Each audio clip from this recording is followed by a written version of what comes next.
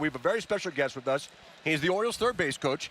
He's the Orioles infield coach. Tony Mansolino is with us. And Tony, you have a lot to brag about in this series with how the infield defense has been playing. Yeah, it's been great. I felt like, that first month of the season, we kind of came out of the gates a little bit slow for whatever reason. We had that weird play in Boston where we dropped the pop-up, and it kind of felt it snowballed a little bit throughout the defense, not just the outfield, but through the infield as well. And, I feel like if you go back and look at probably May 1st to this point, it's been as consistent and strong a defensive infield as there is in baseball. Let's talk about Gunnar Henderson for a moment, who has shined in this series in every way imaginable. We saw the amazing play last night, and then the arm strength, him, whether it's charging in on a ball or turning double play at short, the plays he's making at third, just the pure athleticism. What do you see? So much of the industry is talking about Gunnar Henderson for all the right reasons, but one of the things that they're not talking about enough for me is his defense.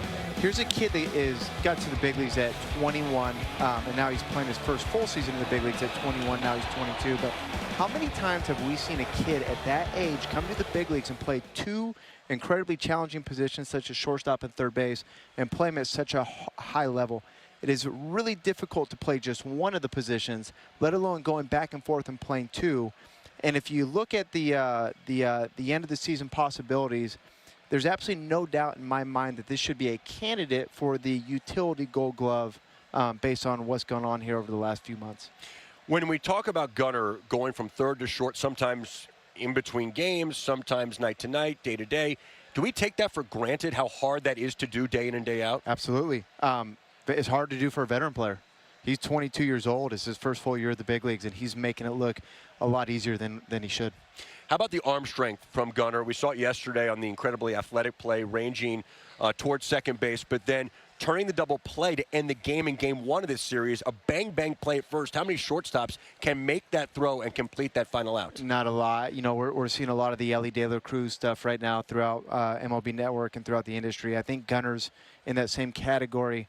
One of the things that is so awesome about Gunnar, though, is, starting in spring training, he actually set out to not kind of be a one-trick pony. He's a guy that used to throw everything as hard as he could to be accurate, and now he's a young kid. He's 22 years old, and he has the ability to be accurate at 60%, 70%, all the way to 100%. And it's a very unusual skill for such a young player to have.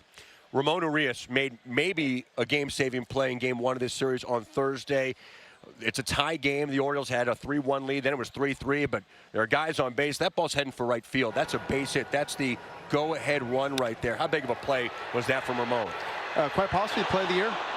You look back at the play that Cedric made in Minnesota, robbing the 3-run homer. I think that's certainly in that category as well. But, considering the stakes of playing, against the team that you're kind of chasing down and making that play in that spot. And one of the cool things that a lot of people don't realize is he adjusted his positioning there just a tick because of the two strikes. We tend to play Harold against right-handed pitchers a little bit more up the middle, but with two strikes, he moved himself over and put himself in position to make that play. Had he not had the instincts and the wherewithal to make that a little adjustment on his own, that play would not have been made.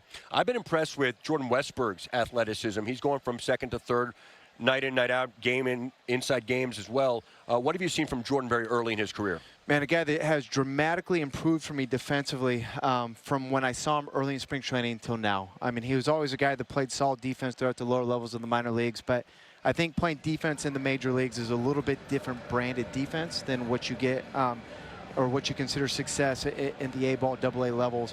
You have to be able to play athletically. You have to be able to play laterally. You have to be able to throw from the spectrum of arm angles. He's a kid that has made some adjustments in terms of how he's getting the ball out of his glove, the arm angles at which he's throwing at, the athleticism at which he's playing. He's got an incredible routine you just saw here doing every day that he brought here from Norfolk that Buck and the infield guys down there did a great job with, and couldn't be more pleased with what he's done defensively. Last one, Tony. How about Anthony Santander, who just started working at first base last year, at least day in and day out a little bit, did it in spring training, did a little bit in the minor leagues, but that was a very long time ago, and he's looked really good at first base. Last year when this kind of started, he kind of drove it, to be honest with you. He knows that going forward in his career, there's a possibility he's going to need to be able to play over there for himself, for his body, just for his career.